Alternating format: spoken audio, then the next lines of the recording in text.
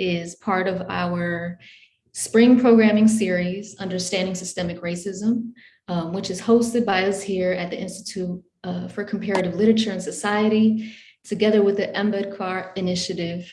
As always, a deep thank you to the ongoing support of our sponsors, the Barnard Provost Office, the Deans of Humanities and Social Sciences at Columbia, Sarah Cole, the EDP at CU, AADS, the Columbia Libraries and CU Press. And then much gratitude, of course, to our Assistant Director of ICLS, Sarah Monks, and Dr. Anupama Rao, who's the Director of ICLS, for putting all of this together and offering this platform for all of us to have these conversations. So today's talk is the final one in a series that I've curated entitled The Practice of Restitution. And this title is something that I'm going to get back to in a second. But this series engages history, archives, storytelling, art form, crucial interventions, and memory. And it's explored how art form can rectify erasures and distortions in historical narrative, how art can rework our own collective and individual memory, and what that signifies for future imaginings. And so today, we have the immense privilege of having an esteemed curator here with us to give us necessary insight towards a different side of art production, the curating and exhibition process, both in the Western purview, but importantly, way beyond, as you'll see. So I'm so happy to welcome my dear friend and someone I deeply admire, Lauren Tate-Baeza, to our show. Thanks for having me. So real quick, just to set it off, Lauren joined the High Museum of Art in Atlanta in November of 2020 as the Fred and Rita Richmond Curator of African Art.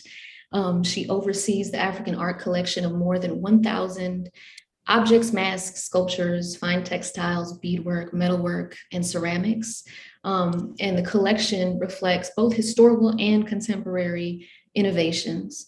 Lauren is an Atlanta native and a curator and Africanist with a background in international aid organizations and museums.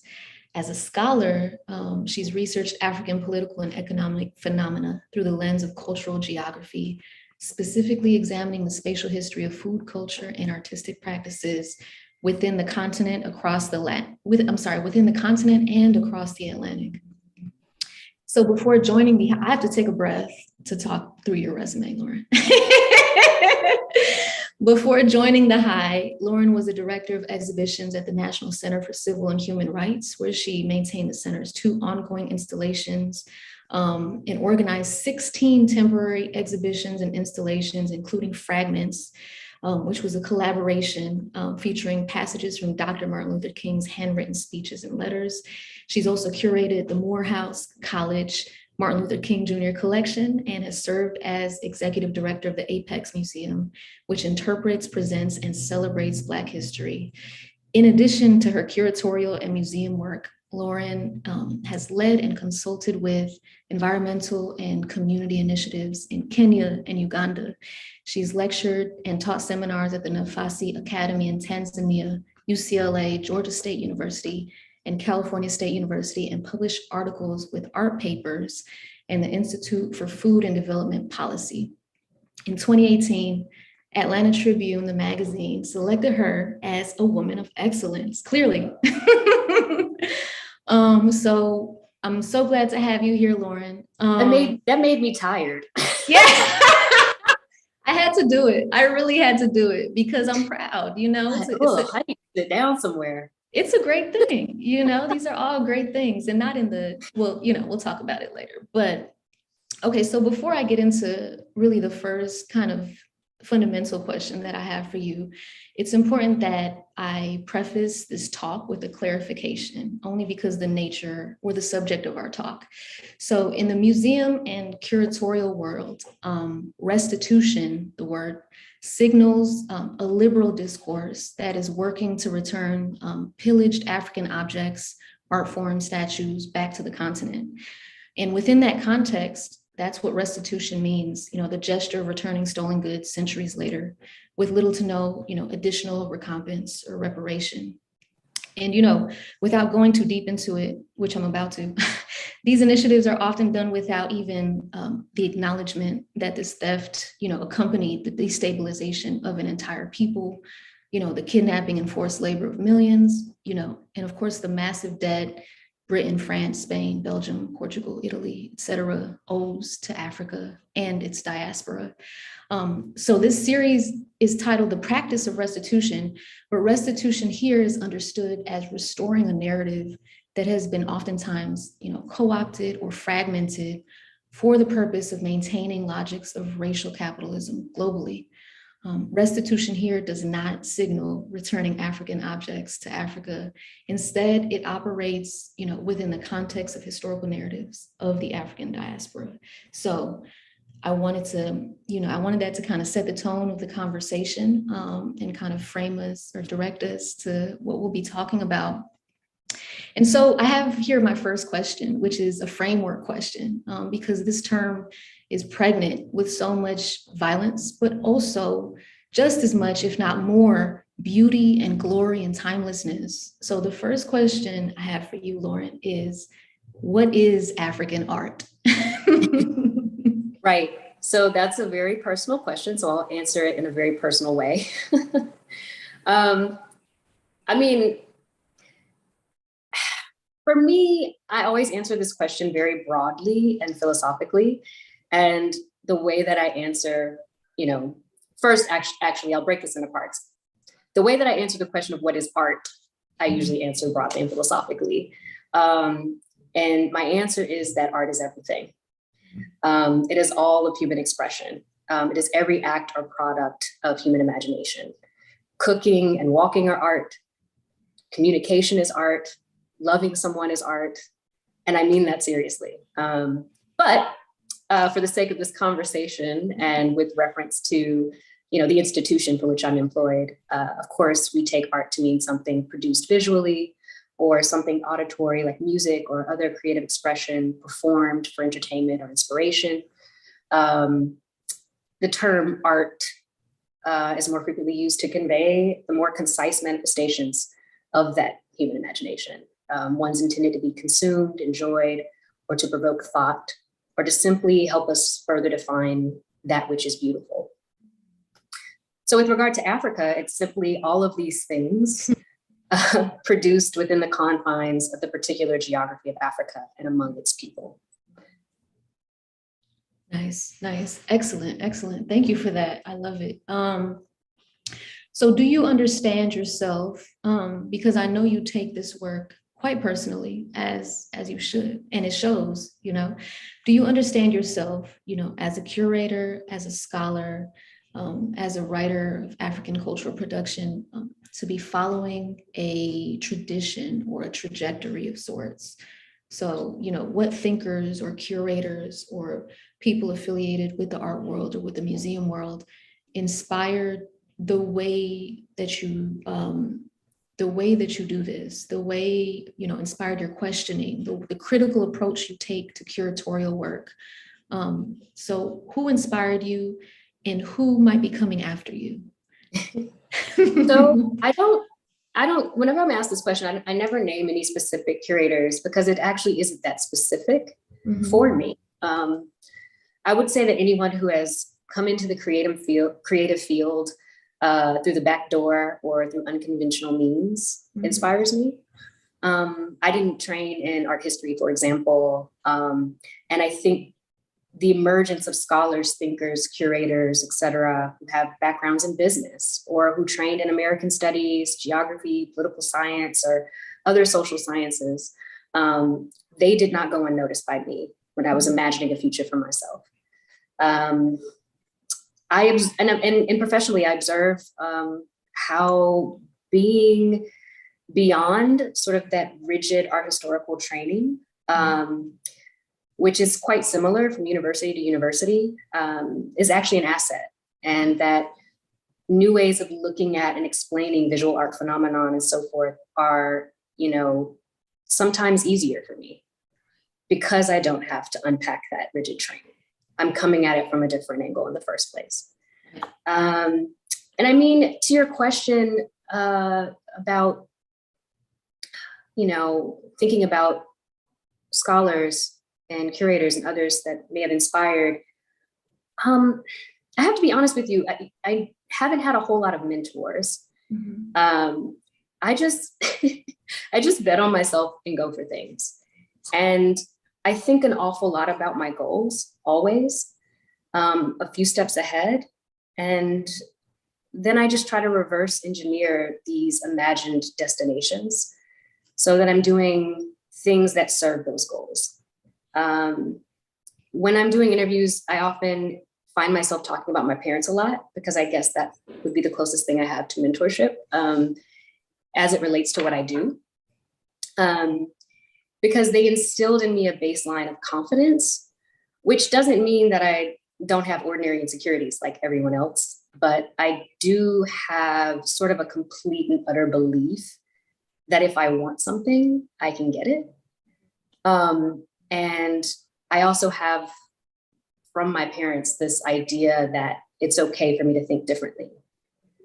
And so this essentially means that I do not externalize validation, not really, which is great, because if I did, I would have never done anything. No one told me I could or gave me permission to do any of the stuff that I've done. So I hate to sound like Snoop Dogg and thank myself. But I'm sorry, keep going.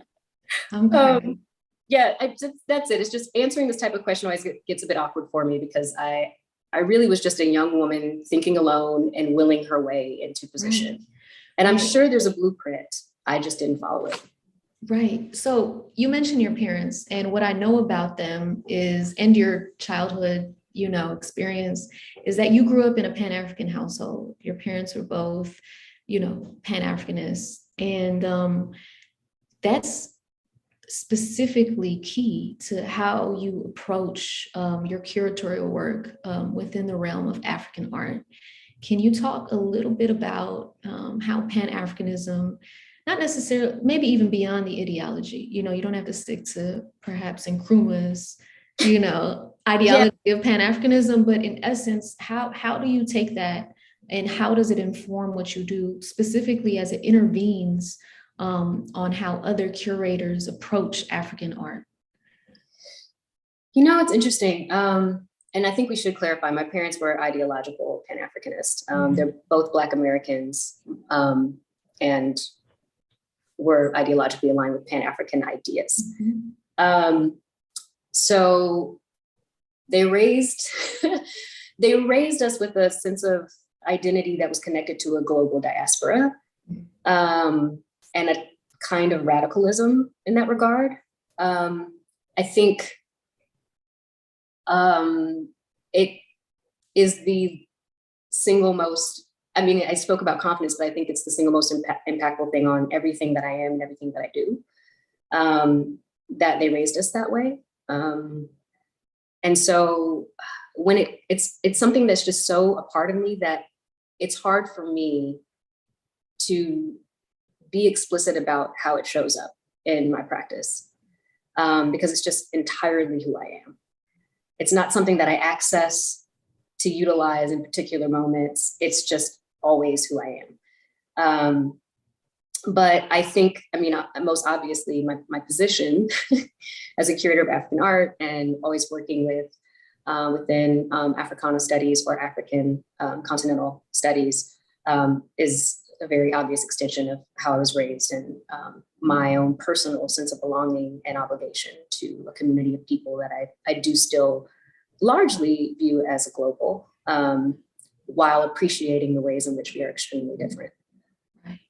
I know that specifically within your practice and within your curatorial work and within your scholarly work, you intentionally make it a point to not just visit space like Africa, different countries in Africa, other African artists, Africans living around the diaspora, not just visit, but keep up a community, develop, maintain, and, fortify a community of African artists Is that something that you see curators doing a lot of?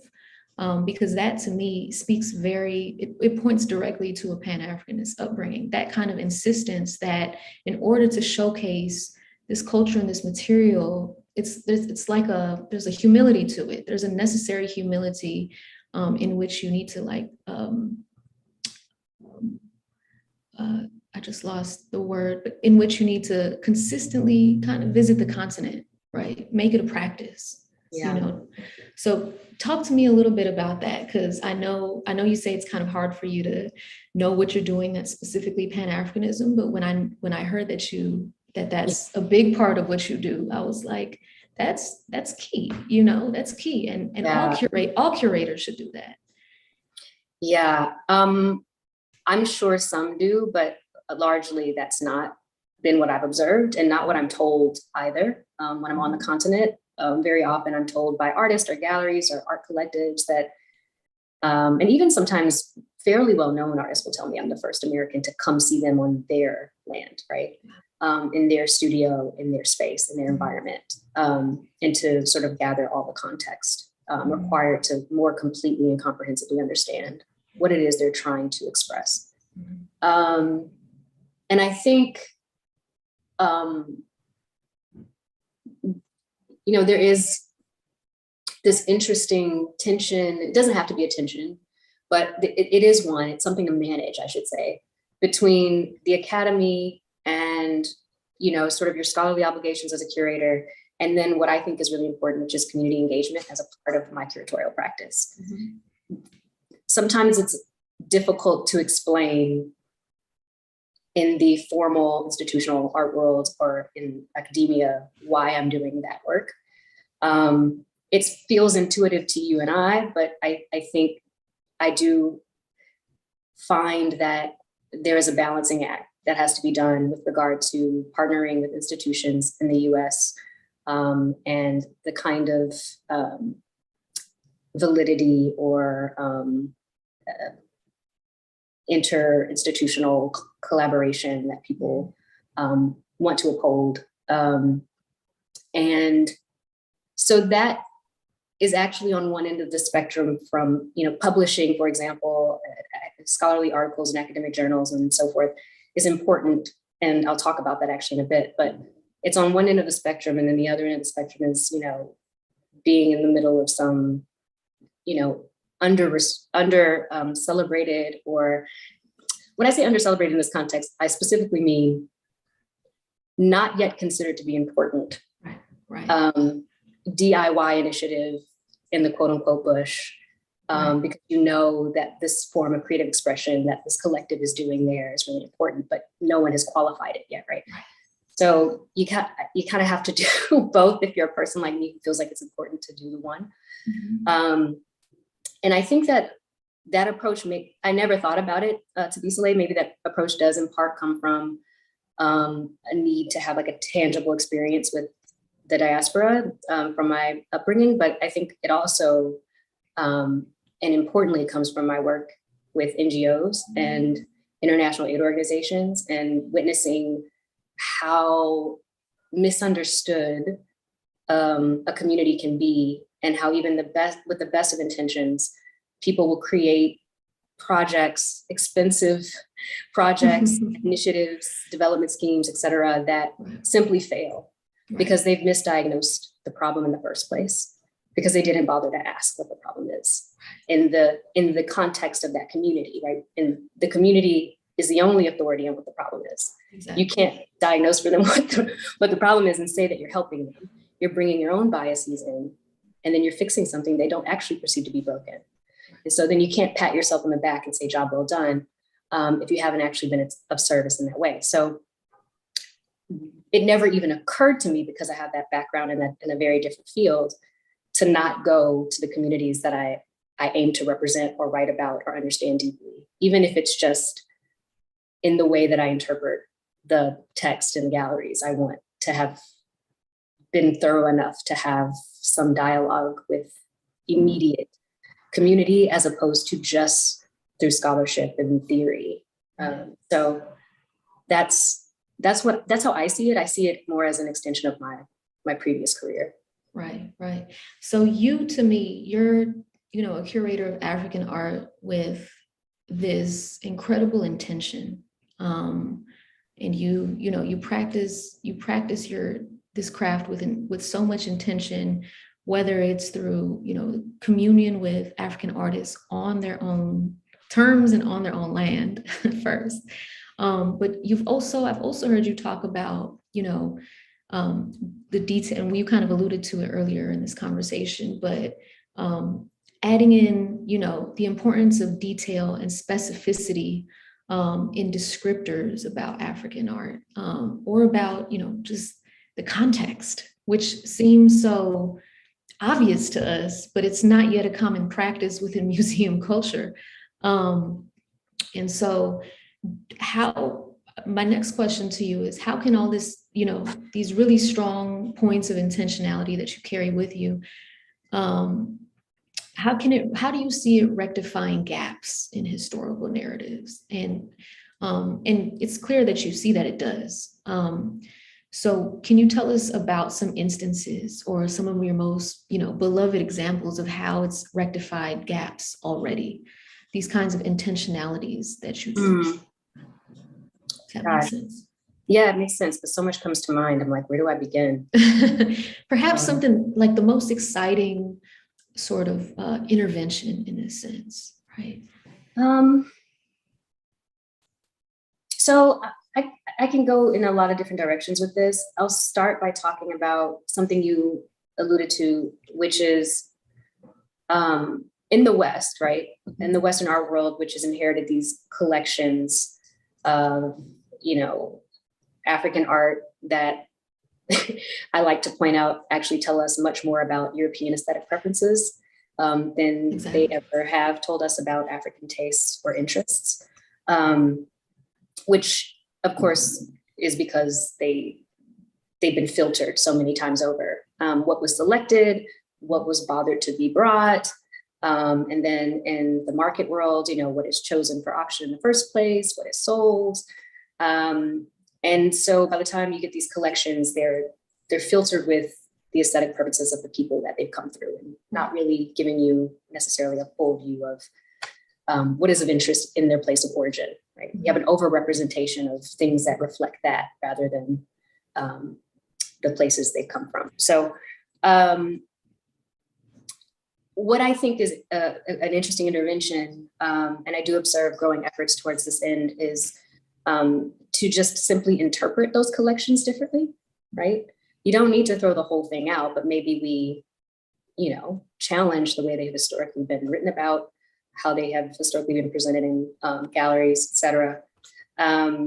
So I've seen things such as, more transparency about how the objects came into the collection. And a thing that I find personally extremely important, which you and I have spoken about and you mentioned, is to change the language around African material culture, which commonly privileges its functionality, especially so-called spiritual or fertility implications of an object, and shifting instead to more thoughtful critique and reflection on the craftsmanship and the choices that the maker made, and thereby restoring some agency to the person who made it, as opposed to language that generalizes and, quite frankly, kind of often misinterprets or misunderstands or reduces an entire group of people.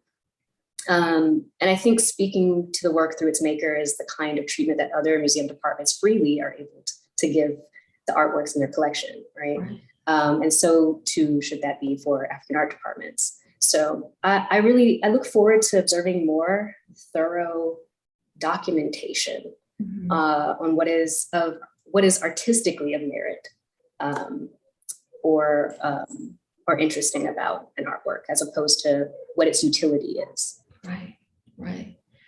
That's exciting, Lauren. And it's one of those things where, you expect it to be kind of common practice, at this point in time, but it's frustrating, but exciting at the same time, for sure. So does art exhibition done in this way, have you noticed it emboldening or stretching kind of a collective diasporic memory. So with the examples that you can think of, with these interventions, with a fuller picture of where these items are coming from, with a more specific picture of where these items are coming from, or who made them, and who that artist was, and what that community is doing. Do you find, within that realm, do you find that a collective memory is stretched in a sense? What does it add on to the way we remember these things? You use the word gap. Mm-hmm. And I think, there's so many opportunities, so many stories not being told because of that context I just laid out, like how they come into collections is so filtered that there's no real comprehensive sort of visual history at most Western institutions. And I know that speaking in broad generalizations, one very common pattern that I've been speaking a lot about lately is that, we have in very many museum collections, the so-called classical African art, and that's what's found in African art departments. And then we have modern and contemporary arts departments increasingly collecting contemporary painting from the continent, particularly large-scale figurative portraiture, the Black body. And that's become extremely, extremely, extremely popular in recent years. And so living, and especially younger living artists from the continent, are starting to command gallery representation and auction numbers we haven't seen before, which is great. But there is a narrative implied, and then other times explicitly stated, that Africa is having a creative renaissance, which frustrates me because it's simply not true. What is true is that the West has been slow to observe an existing tradition of talent and makers in all styles. And so my point is that, 21st century artists have inherited the benefits of generations of masterful painters, sculptors, printmakers, you name it, potters, on the continent that many have not heard of. And so beginning to collect and produce research, which again is really important because I think when you speak about memory, the exhibition isn't enough. We really need to be writing about this work. And I spoke about the importance of being community engaged and being accessible, but we also have to produce the work because that's what ends up making its way into the canon. And so if we start to collect and to produce research on, late 19th century and 20th century African art, which is an underexplored area in many institutions, then I think it would go a long way in terms of providing an enhanced understanding and applying enhanced meaning to the classical arts, as well as sort of better contextualize the present African popular art moment. So I've been thinking a lot about that. And there's certainly people doing it, but not nearly at the same volume as the other two ends of the spectrum. In other words, the classicals here and the contemporary 21st century portrait painter is here. Then there's like all this space in between, not just across time, but again, across media, and that I think is underexplored. And the stories within all of the cultural shifts and really drastic political changes that happened in the 19th and 20th century, and what makers were responding to as these shifts occurred. It's just, there's just so much scholarship left to be done. And so I think that would be one of very many ways to look at some gaps in how we understand African art. I love that. I love how you just laid out how essential curatorial work in terms of African art is to a simultaneous scholarship production, whether it's historical or theoretical or, even fiction to some degree. And so, yeah, I think that's, I'm a historian, so that makes my heart smile. Can you talk a little bit, because I know this is also 15 renaissances. Yeah, True Renaissance. It's amazing. It's quite a conceit. It truly is a conceit to graft the idea of a Renaissance, first of all, on an entire continent and its diaspora, Right. in the 21st century for something like art. It's anyways, that's beyond the scope of this conversation. But it's interesting how money, and I shouldn't say this around you because we can go on a tangent about capitalism, but it's interesting how money ends up being the thing that validates very often. Yeah. It's like, oh, this artist just sold for this, now let's pay attention to this country. Yeah, for sure. Lauren, I know that one of your driving methods, and you mentioned this a little bit earlier, is to really study, whether through history, archives, through story, through conversation with people, through oral histories, the social and political phenomena, specifically of the 19th and 20th century African world. You study that first. You see that you insist that that's the precursor before you even go into the idea of bringing objects or paintings to present or into the mix.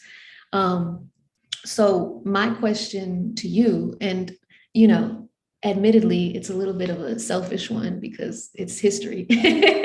But what are some of your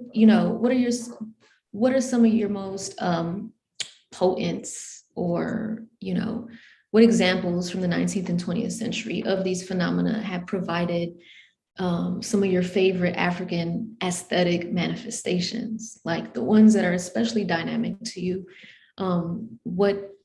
What comes to mind? What are some of the examples that most excite you? Yeah. Wow. So I can list off some artists that are attached to some art movements, and very many of them attached to early post-colonial sort of responses creatively. Okay. I think, one of the more famous ones that actually has had a good amount of treatment academically, but still not as world renowned as he should be, is Nigerian artist Ben Nwanwu, who you used in the flyer, I noticed, for this program. And in his time, he was exhibited worldwide. He was commissioned for some of the most important sculptural projects of his time, including commissions for royalty, government agencies, multilateral organizations like the newly formed United Nations in 1945. There's a painter, a woman, Afi Kong, who was the first woman to have a solo exhibition in Nigeria. And while relatively unknown in the US, exhibited as widely as South America in the 1960s. She began her studies in 1951, educated at both Oxford and Central St. Martin's, where she was one of the first Black women to attend each. There are artists like Damas, and we'll put some of these names in the description of the event for people to come back to YouTube and reference. But Damas Nwoko, Yusuf Grillo, Bruce Onobrakpeya, Uche Okeke, and a handful of others sort of established a new Nigerian aesthetic in the early post-colonial period, known as natural synthesis, and became among the most celebrated artists in the nation. Each has their own legacy of mentors that are a little bit more well-known. Mentees that are a little bit more well-known. And this is why, again, it's really important to highlight and more deeply interrogate and put them in the canon, because the legacy that I implied about filling in that gap and bringing more contextual value to the present moment is quite literally because many of these artists became professors. And so quite literally taught the people that are now able to command those kinds of proceeds at auction, et cetera. There's also, there's an artist, Clara Ukbudaga. She was the only Black African professor in the Colonial University art program at Zaria. And that's the school that the previous artists I just mentioned, who are collectively known as the Zaria Rebels, or the Zaria Art Society, that's where they studied. So that would be one of the only Black professors they had. She was the first Nigerian woman to have a solo exhibition in the United Kingdom.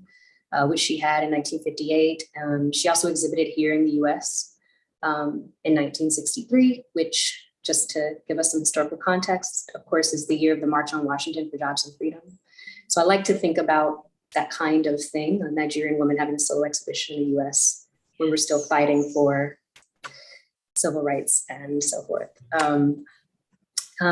There's so many. I mean, there's the Nsuka group in the 1970s, which produced a number of incredible artists. And one of the Sario rebels I mentioned, Chiokeke, was a professor there. And so what I think is really important is, again, sort of providing ourselves the opportunity to more comprehensively understand what we're looking at in terms of a legacy, a trajectory of making. Because otherwise these things are just arbitrary objects and there's no narrative, right? So I think that's sort of a low-hanging fruit gap filler that I'm obsessed with. It's one based on time. But as I mentioned, these artists were working, the ones I just mentioned were operating between the 40s and the 70s. And you can imagine, I mean, the Cold War and the end of colonialism and these just really disruptive cultural shifts produced so much incredible work in film.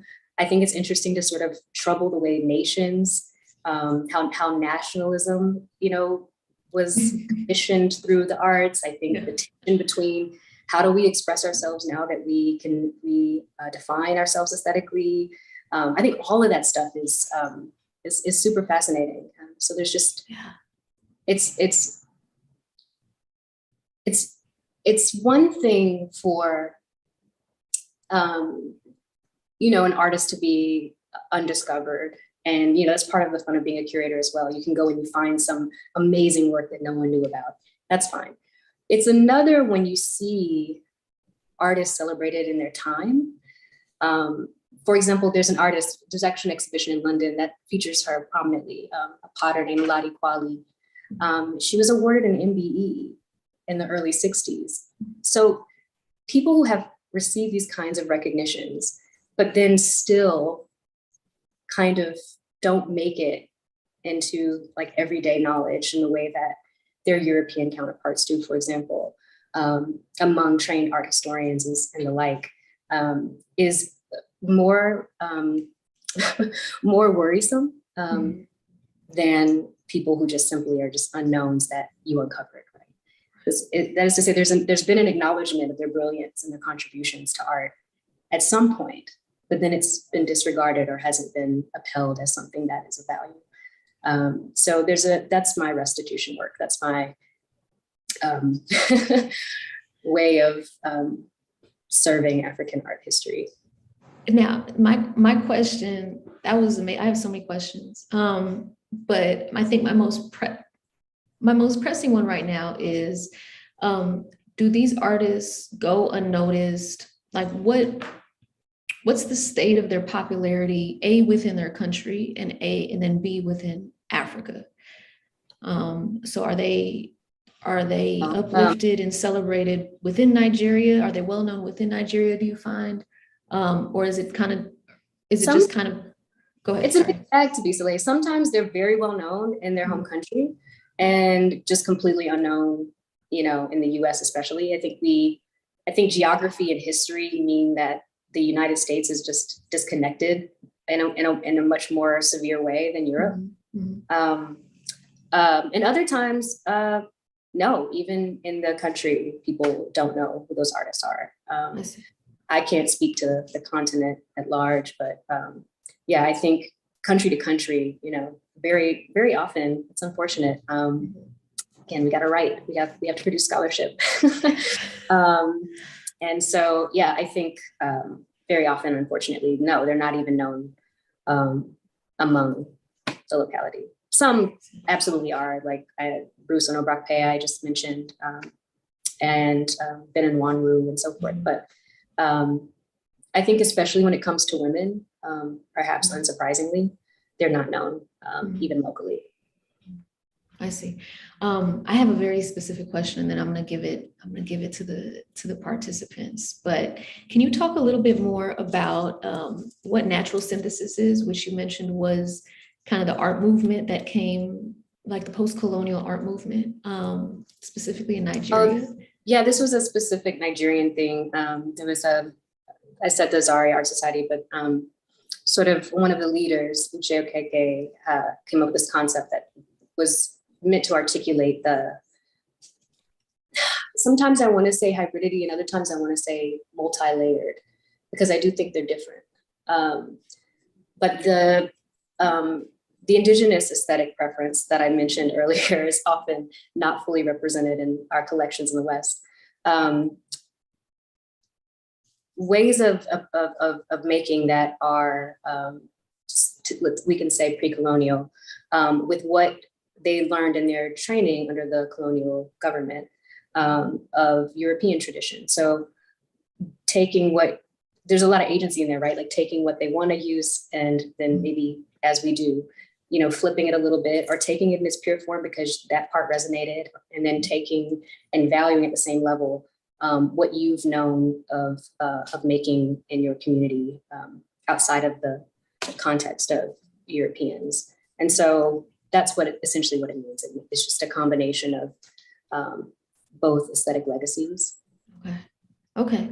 So I'm just shooting this out there, and it's probably going to be sloppy. So an example could be something like rejecting sort of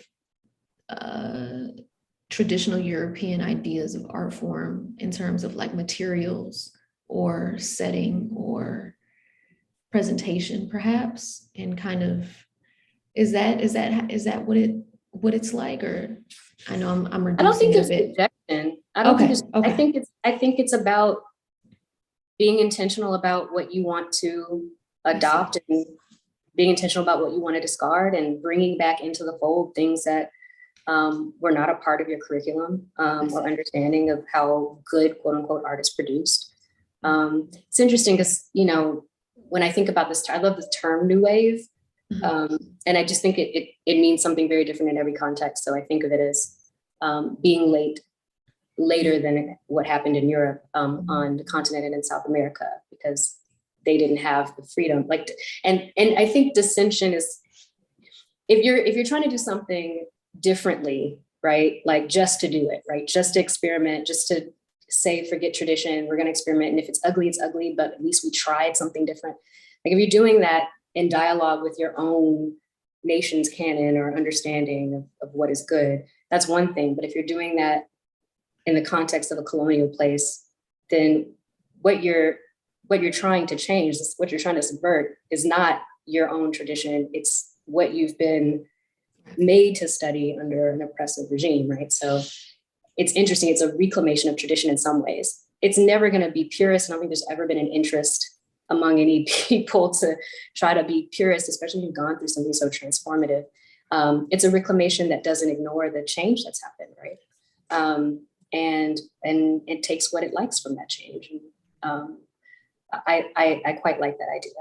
Of course. Yeah, that's amazing. That's amazing. And I'm excited to read your forthcoming book on some of the specificities. Don't lie. Do not lie to these people. I do not have a book coming. I want you to. That sounds amazing. So I think I lied earlier. I have one final question because I'm curious. I'm curious to see what kind of all of us are contending with within the realm of museum culture here in the quote unquote West. But what have you noticed are some of the challenges that face you as you try to usher in these interventions, these intentionalities that we laid out? Is there a culture that is still actively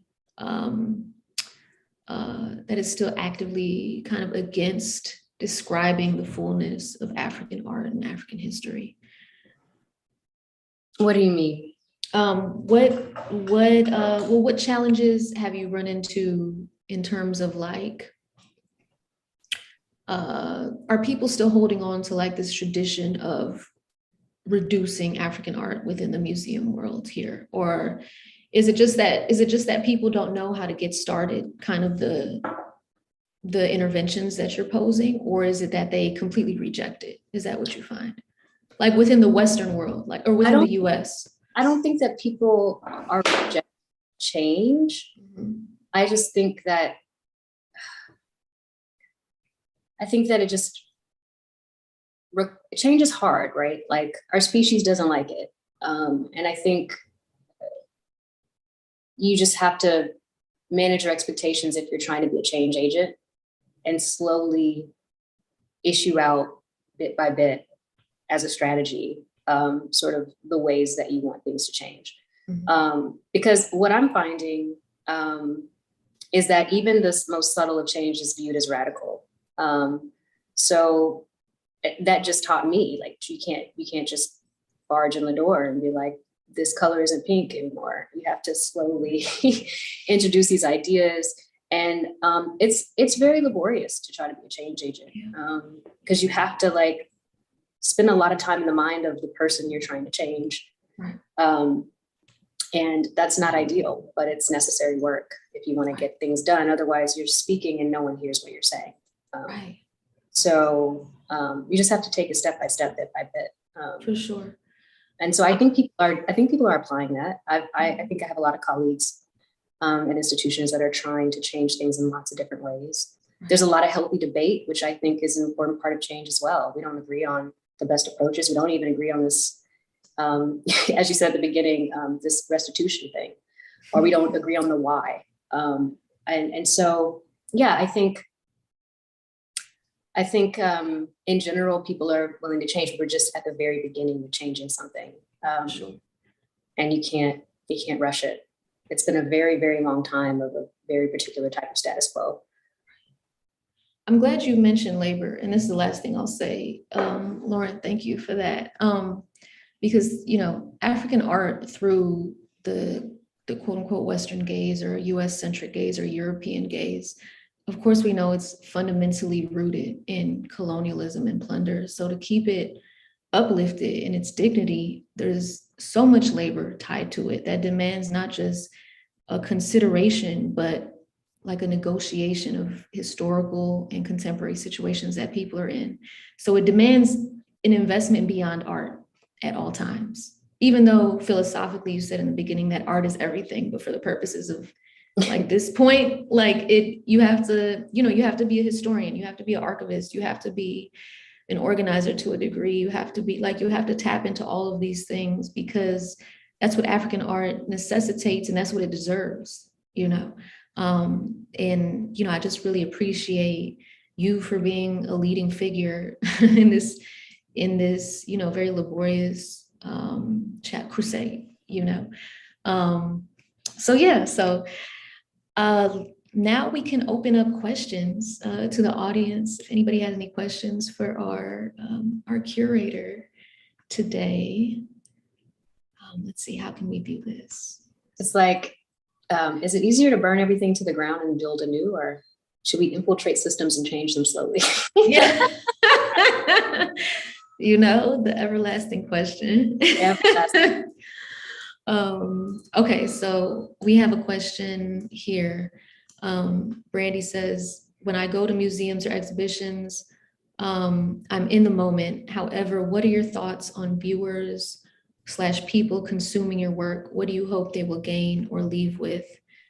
So that's the first question. What do you hope that people that come to your exhibitions will gain or they'll leave with? And then the second part to that question is, how does the work continue beyond you / how can we do our part? And I'm assuming that we is like speaking to the non-museum people, including myself. The first question is, do you hope people will leave with something, and what do you hope people will leave with? And the second part is, what would you expect from us? Okay. Obviously, with exhibitions, every single exhibition is different, but what they share, no matter what I'm trying to present or argue or depict with objects, I want people to kind of always leave wanting to know more about what I've introduced them to. I spent a lot of time thinking about not giving too much, right? Not over explaining, not writing too many, text. I mean, it's a real interesting balance. You want to give people something that they don't know, but you don't want to give them so much information about it, knowing that they don't know about it, that it all gets kind of muddled. Right. You want to inspire them to Google. That's my goal. I want to see someone come through my galleries and go, oh, what's this? What does that mean? I want to know more about that. Okay. And I think about that a lot, especially when I'm writing text. Okay. How do I give them just enough? I hope that my work always inspires more critical inquiry beyond what I've provided in the space. I hope it's, yeah. Nice. And then how can you help? I think when people start to make innovations, it's a really delicate moment, because the first thing that will be used to stop their efforts will be, oh, no one liked it, or they didn't get it, or this didn't make money. So I think you just show up and vote with your engagement about what kind of stories you want to see, what kind of ways you want things to be interpreted. You come, to the exhibitions, you write the museums about the exhibitions, you encourage and share articles about the exhibitions when they are something that is trying to do this. I'm going to use the word of the series, restitution, to try to provide some restitution in terms of narrative. Yeah, because otherwise it's very easy for people, especially because, again, as a species, humans are afraid of change. It's like, oh, I don't know. That's uncomfortable, right?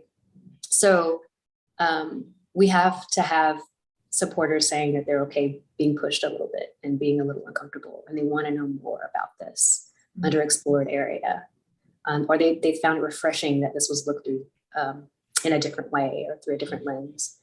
I mean, that's all I've got, really. We really need that support when we're trying to change something. Yeah. And I know you're also a giant advocate of, for anybody that does work. I mean, this can be extended to larger concentrations and other careers, but anybody that does work within the realm of African art, museum work, you, Lauren, insist that they keep going to Africa, to different countries, you go to the soil, itself. I mean, and it needs to they be. can do what they want. I just can't imagine not doing it that way. It's an insistence. Yeah. I can't imagine getting enough from a book. I just can't. Yeah. So that's key. That's very much key. Cool. Okay, so our next question is from Dana. She said, lovely combo. Can Lauren speak to various sites/countries and moments of the continent that are underrepresented that she has noticed specifically? Oh, well, every single artist that I named when I was kind of listing artists, they're all Nigerian artists. I have been spending a lot of time focused on Nigeria because my collection is primarily Nigerian. And so I am actively, for the last year and a half, looking for the quote unquote gaps in African visual history in the West. So that, and actually, this is a really great point. I'm very against being a generalist. I think that perpetuates this reductive idea of Africa. So if I could change the title, I would, of my name. I mean, my position. I think curator of West African art would be good. And even that's really broad. Yeah.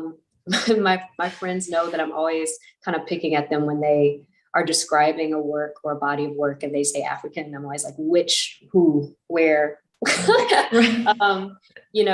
at least give us the country, but I really think you should give people the group. And let them Google if they don't know, right? Because what I hear in response to that is always, well, like in America, they don't know, like, so make them know, right? Can you imagine, like, European art department wouldn't just say European artists, they say French or Italian or Spanish. They might even tell you like the region. I mean, it's not done, right? And just because we understand that people don't have in everyday knowledge that specificity in their pocket, that doesn't mean that we perpetuate that by not challenging them to just Google. I mean, this is 2022. Like, they literally have an encyclopedia in their phone, so in their pocket. So I think for me, that's the hill I'm willing to die on, I guess. Yeah. Not as important to other people, but I don't ever want to be considered a generalist of a vast, old, like in terms of time, grand, 54 countries, thousands of different people. Like I would never try to claim that I am some sort of generalist expert. I'm very much letting my collection guide me, and I've been focused on Nigerian and Congolese art because of that, and to some extent Ivorian. And then after that, quite frankly, in my own collection, the drop off is quite severe in terms of countries represented. And so I've decided to lean into specialization. I think there's a lot of power in that. So that's kind of my answer. There are all kinds of incredible art movements that happened. And I do, again, my biased opinion is that they're particularly interesting when they happen at the convergence of these incredible political moments and cultural shifts. Not the entire continent, obviously not the entire continent got its liberation from colonial European nations at the same time. It's spread out over almost 30 years.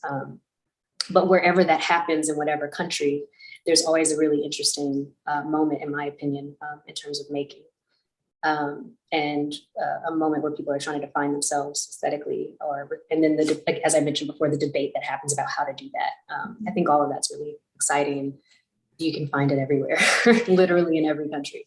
And it's so rich. It's so rich. It sounds like, like you said, there's how you're leaning into specialization because there's so much power in it. You'll never have nothing to report on, Nope. Obviously. That was perfect. Thank you, Lauren. The next question is, there's a lot of questions. The next question is, let me extend this. Excuse me, I'm kind of blind. What examples of exhibitions or other museum resources or events do you look to for inspiration for the change that you are describing? What do I look to for inspiration in general, or was there a particular type of perhaps like an exhibition or museum or event that inspired you in terms of transforming the way the West showcases the broad African art? I don't know that experiences inspire me personally. I think stories do. Okay. So I talk for all the talking that we did about me going and exploring and wandering and asking and being on the continent, especially in West Africa, as my collection dictates. I think the start is always like reading or coming across something, and then I have a question about it, and then I start to dig.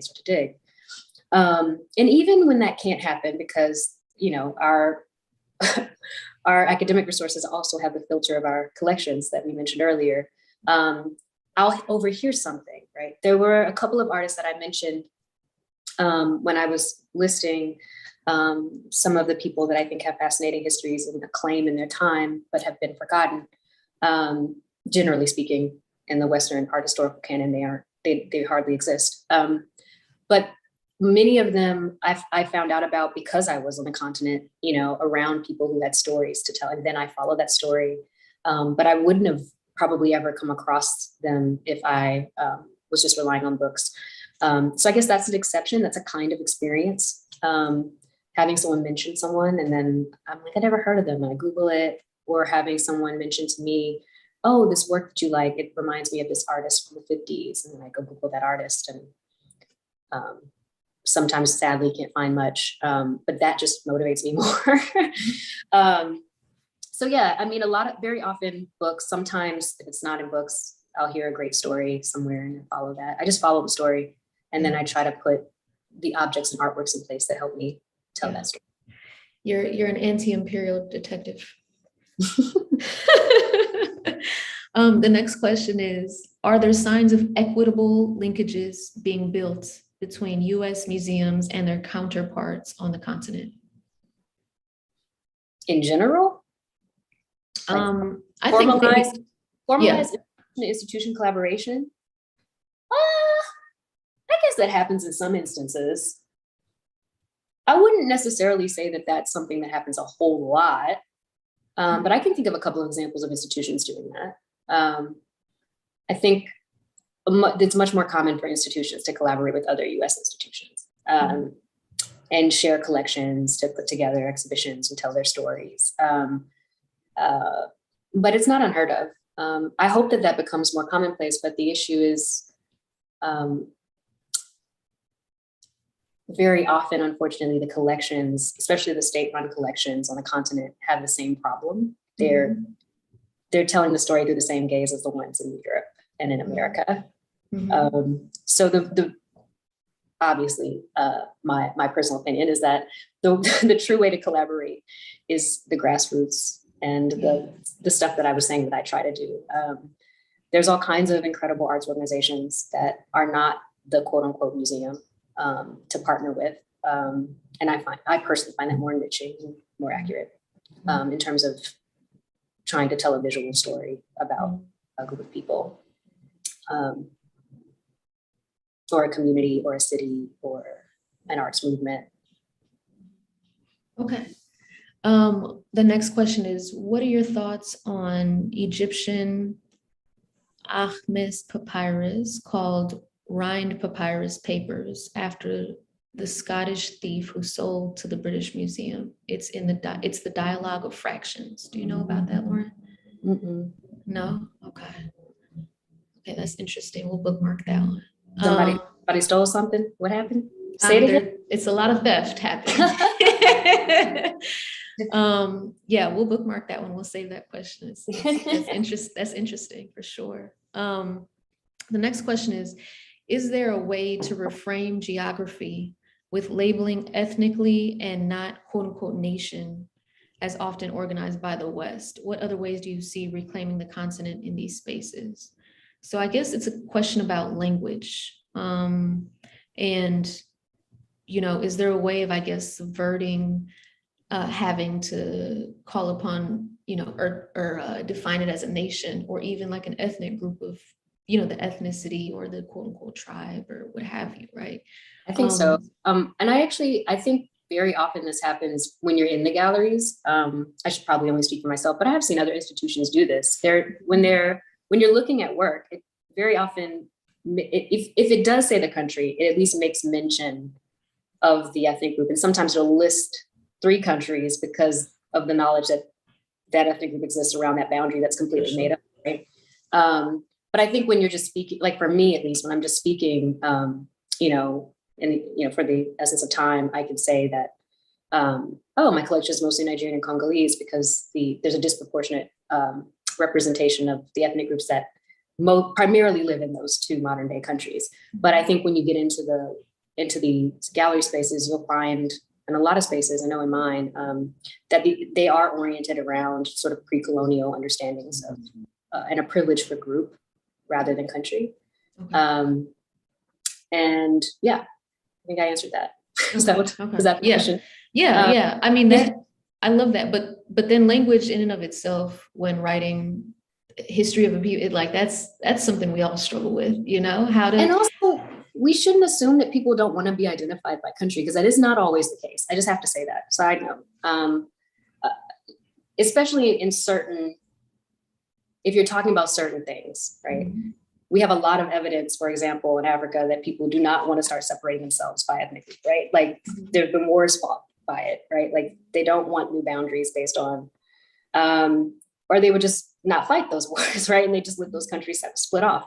So I think there are a lot of complex reasons for why certain elements on the continent actually have interest in maintaining those colonial boundaries.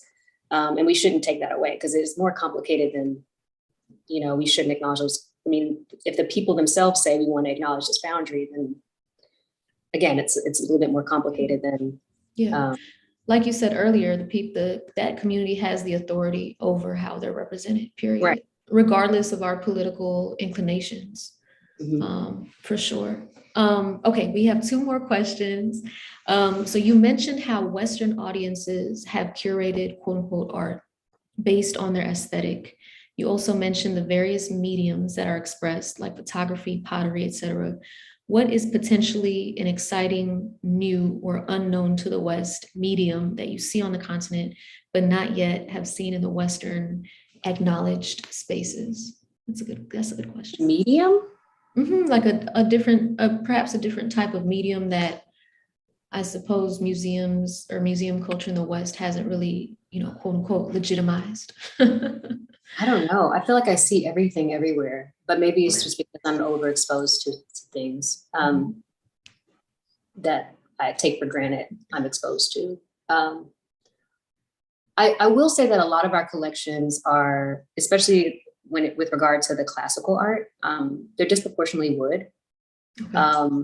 And so I'm really excited about, because it exists, getting all these different materials in my collection over time. I can't even imagine it. I made a short list of things that I want to start looking at acquiring for the High Museum, and I don't think there's a single wooden thing on it. So I'm excited to bring in to the collection what is, again, more accurately representative of what I see when I go there. I see everything. Yeah, I don't know that I see something there that I don't see elsewhere. That's the question. That's how I understood that question, and I'm trying to think, and I don't know. I think that the textile traditions and printmaking and everything, I see a lot of making that happens everywhere else. Right. Maybe do you see the question? Right. Do you see it everywhere, but just not within the context of African art? Because you say it's overwhelmingly wood. Yeah. So you see printmaking in European art or in, et cetera, but you don't find that kind of diversity of medium within the African art realm. Yeah, that's the only thing I have to offer to that is that, I don't see it as diverse when it comes to African art collections. Okay. I mean, for that matter, as we discussed, I primarily see functional objects anyway, right. and being interpreted as a functional object. Right. But I do see some, but it's, taken as a percentage of a complete collection. It's usually very few items that are not that kind of so-called classical material culture.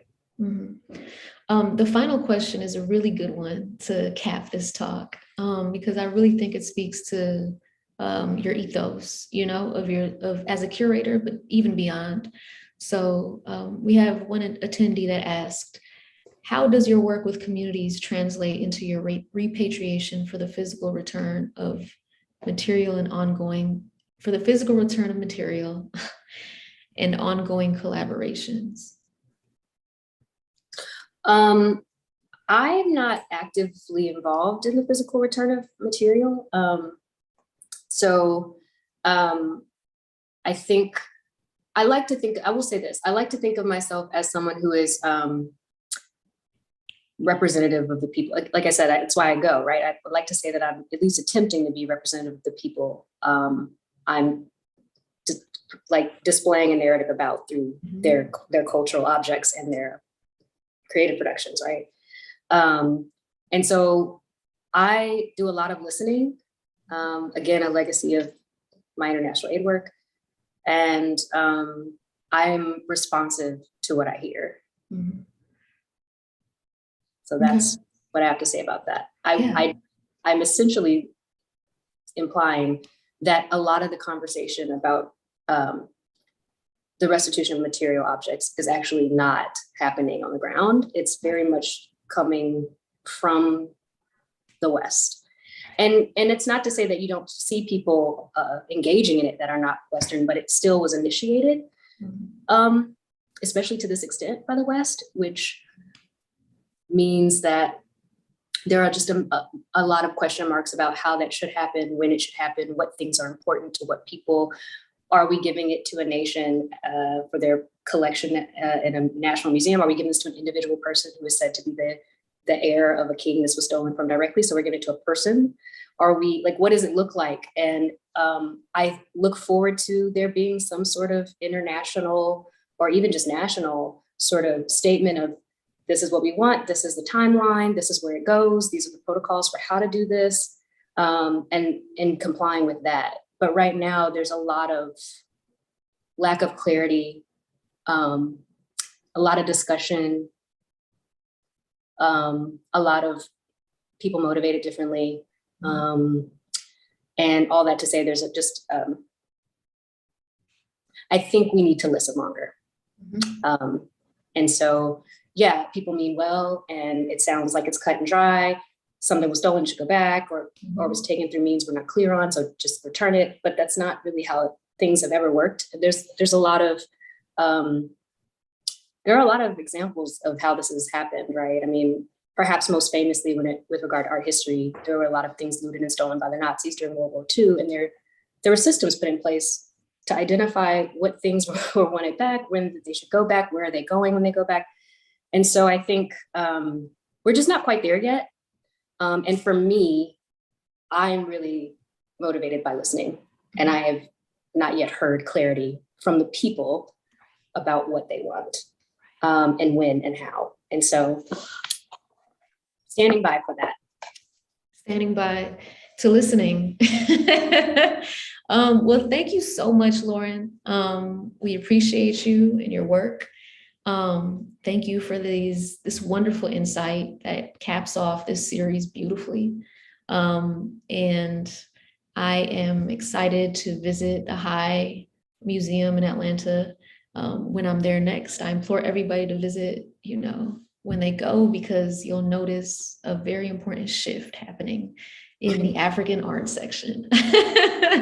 So thank you, everybody. Thank you, Lauren. Have a great rest of your week. And for our ICLS community, stay tuned for events coming up in April, specifically the Blueprints for Undercommons and the ICLS annual conference, but more on that later. So yeah, thank you. Thank you.